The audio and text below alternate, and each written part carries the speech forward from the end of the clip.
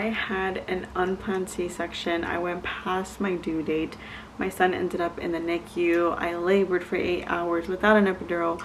My labor, for the very first experience I've ever had, I felt like it was all over the place. I am 8 months postpartum, but I feel like I just gave birth just the other day. I will give as much detail as possible, so please be warned. I go past my due date. I was 40 weeks and 4 days when I got admitted into the hospital. So at 40 weeks and 4 days, I started having some bleeding. Not a lot of bleeding, but it was something that I was like, okay, let me call the doctors. And they had asked me to come in. They checked my fluids. My water did not break. They weren't too concerned about my bleeding. They were concerned though for my son's kick count and his movements. Because I already had an induction scheduled later that week, they said, we have a room, let's roll you in, let's start your induction. And I said yes. I was ready because I wanted the baby out. I wanted to meet my son, and I was just so excited to give birth. Got admitted into our room by 4 p.m. and they weren't going to start the induction process until about 6 p.m. They did allow us to eat. 6 p.m. is when they gave me my first dose, if I'm not mistaken, of Cervidil, which is this little pill that they insert up against your cervix to help thin it out and dilate. And they gave me my first dose of that, and I believe they give it to you every 4 hours. I only ended up needing 2 of them. I forgot to mention, when I was admitted into the hospital, I was 1 centimeter dilated. I had been like that for about 2 or 3 weeks. From 8 p.m. to 9 p.m. they did come into the room to check for my dilation. I was already progressing to, I believe, 3 centimeters dilated.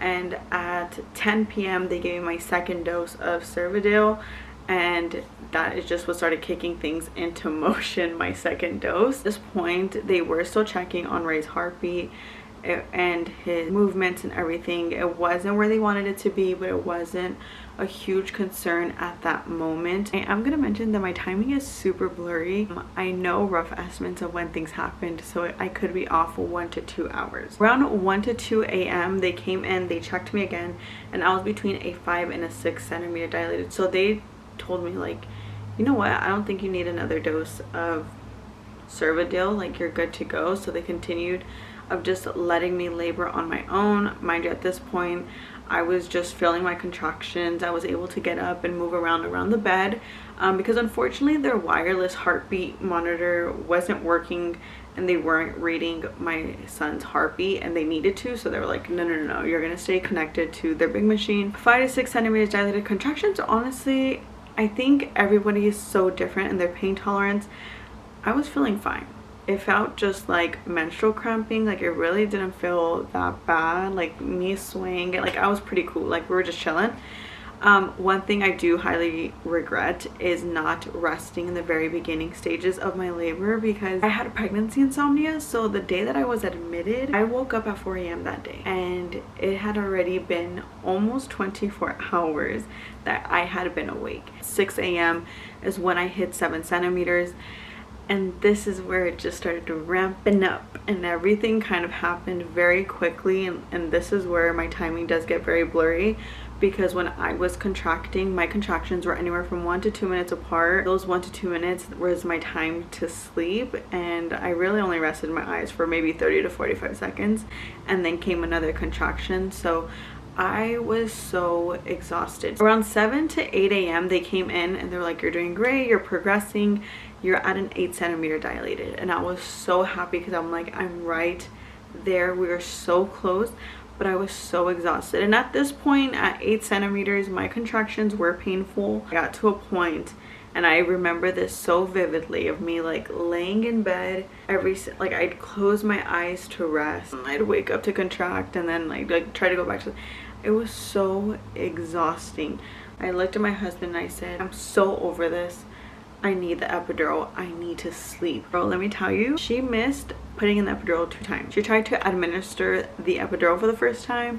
She got it wrong. She was hitting things. I don't even know what she did. It was beyond painful. So then she said, let me try it again. She did it again, and she couldn't get it. And so finally, my nurse advocated for me, and she's like, you need to get someone else to come in here and give her her epidural, because she's in pain. And so finally, her lead above her came in, administered the epidural to me. chef's kiss.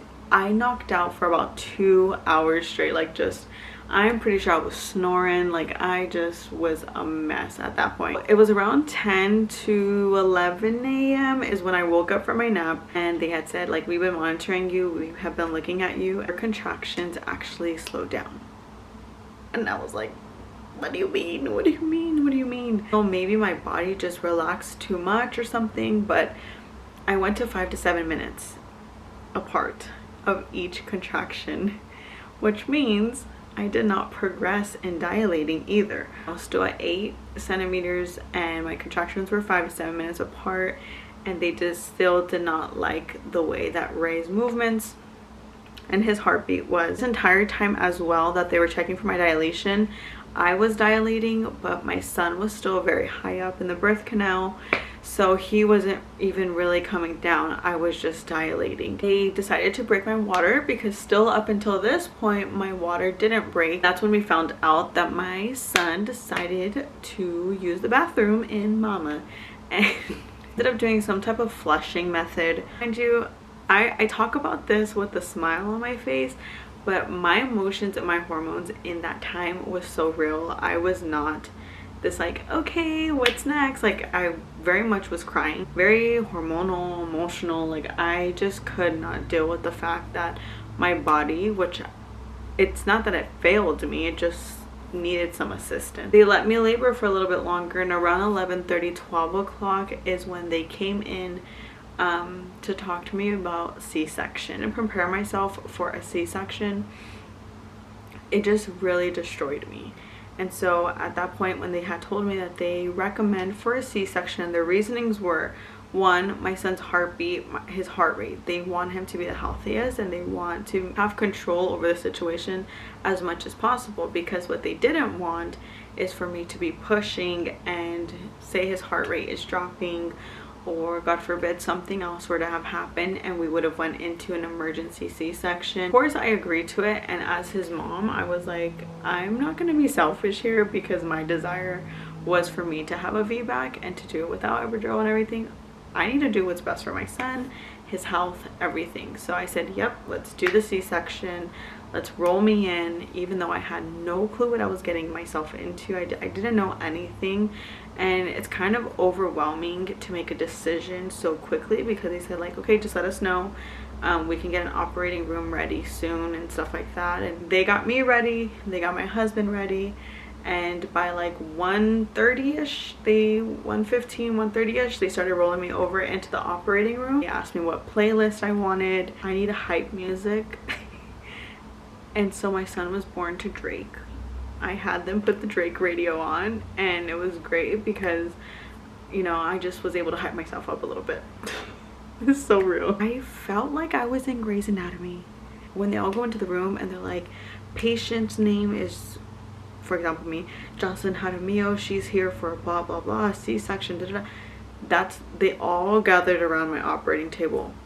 They're like, all right, go ahead, read her charts. And they're like, all right, patient's name is Jocelyn Jaramillo. And I was like, I'm in Grey's Anatomy. The operation in itself was pretty quickly. I think it was like 30 minutes, less than 30 minutes. My baby out was just amazing, because, you know, you just hear like a baby cry, and then they tell me like he has so much hair, and then they told me he's so small. That was pretty much my birth, and bring a little bit of awareness to what happened with my son in the NICU. When we went into the recovery room, it was probably the weirdest experience I didn't expect to have as a first-time mom. I didn't know how to nurse my son. I listened to the nurses and everything that they told me, and so they told me that, you know, your baby is going to tell you when they're hungry. And because I asked them, when should I start nursing my baby? Like, he's here, when can we start nursing? He was born at 2:09 p.m. Well, I've asked them a couple times throughout the day. He rolls around 12 a.m. 1 a.m. and one of the nurses was like, hey, have you fed your baby? And I said, nope, no nurse has come in here, no lactation consultant, no nothing has come in here to help me with nursing. And so she said, okay, you know what if we do formula right now? Wasn't a lactation consultant available? And they said, we'll have the lactation consultant be the first thing you see in the morning at like around 6-7 a.m. And I said perfect. And so they brought him formula and he did eat. My husband did notice something with my son's breathing, and he said he's breathing really hard, his chest is going up and down, and the nurse had told us, you know what, no, that's normal for a newborn. Okay, what do we know? We're first-time parents. We're truly trusting the nurses and the doctors that we have. So I came in to do a couple tests, and one of the tests was for jaundice. And so when the results came back, they said that he did have jaundice, but he was gonna be under a blue light in our room. So it was great. We're like, that's totally fine, as long as he's getting what he needs to get. And so they brought the blue light to our room around 6 a.m. the next day. We had this pediatrics nurse come in to check on my son. She's seeing the way that he's breathing, she's seeing everything, nothing was concerning to her. Okay, we're just like, perfect, you're great. My son's under the blue light. I just took a shower, like I was feeling good, until my morning nurse had came in. I know this so vividly. I was coming out of the shower and I was coming out of the bathroom, going into the bedroom, into the hospital room, and my husband is standing by the baby, and so is my nurse. And my nurse goes, his breathing's not normal. I called the NICU doctor or the NICU lead or something. She came in and she takes a look at my son and she looks at his chest. Automatically she goes, I'm calling the NICU team in here. And she calls the NICU team. She said, we need to roll this baby over into the NICU. It was probably one of the most scariest moments that my husband and I ever experienced, because you're told from 2 other nurses that we trusted and we thought that they would know the very best of the care for my son, and they said he was okay. And I'm so thankful for my husband that had this fatherly instinct, and he was like, something is up. Yeah, he was having respiratory issues, a lot of respiratory issues. And so the whole scene of them rushing my son out from our room and rushing him to NICU, they had said, we're gonna run tests and we'll come and tell you about these tests after we run them, but we don't know what we don't know until we take those tests. So we said okay. And I mean, I say that very calmly now, but when my husband and I got back to our hospital room, I've never cried the way that I cried. And I'm so thankful because my son is so healthy right now, and his NICU stay was only a week. And I know that there are parents that are months on end in the NICU, parents that have worse situations that we did. So I'm very sensitive to that, and I understand we did not have the worst case at all, like not at all. But even still, being rushed to the NICU in that way was very scary. And so my husband and I were super emotional. We had to truly lean on God, because as first-time parents that we seriously don't even know what the heck we're doing, to having our baby be taken away from us, like it was just weird. It was the scariest, weirdest, and the most trust we really had to put into the Lord. Yep, they brought us over and they just said he had an infection in his lungs. It could have been because of him using the bathroom in my belly. He probably could have swallowed it or inhaled it. He ended up being totally okay. He was on oxygen. A feeding tube. I couldn't nurse him at all, I think until day 5 is when we attempted to, but my son didn't latch on, and thank God it's a whole different story because now he nurses great. But at that moment we couldn't do anything like that. And like I said, he was only there for a week. His infection went away, his jaundice went away, God truly healed him, and he was totally great and fine. But I am so thankful for that fatherly instinct that my husband had to speak up and tell the nurse, and he already like automatically knew. I don't even know how to really end the video, but that was our birth story and why my son ended up in the NICU. C-section and C-section recovery could be its own video in itself, because that was crazy recovery for me. So that's why I didn't include it into this video. That was the story of my son.